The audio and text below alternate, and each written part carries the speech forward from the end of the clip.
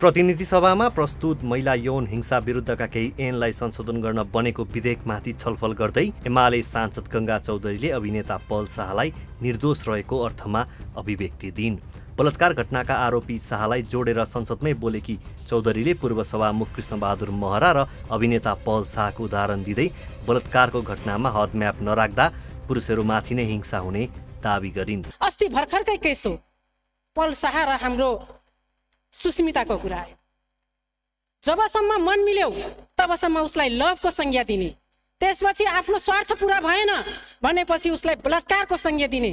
यसभन्दा पहिले पनि हामी सम्मानित सदनमा बसेका र पूर्व सभामुखको घटना पनि हामी हेरेका छौँ। जबसम्म स्वार्थ मिल्यो तबसम्म उहाँसँग केही कसैलाई पत्तो थिएन।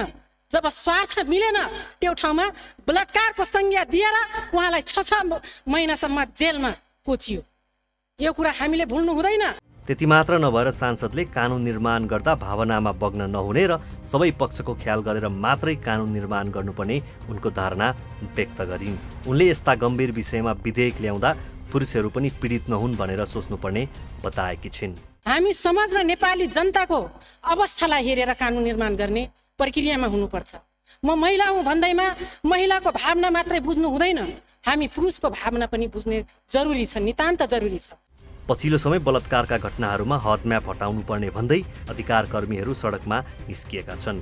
सडक र सदनमा यो मुद्दा माथि चर्चा भइरहेको छ। पर्ख र हेरको अवस्थामा रहेको सरकारले निर्णय गरेको छैन।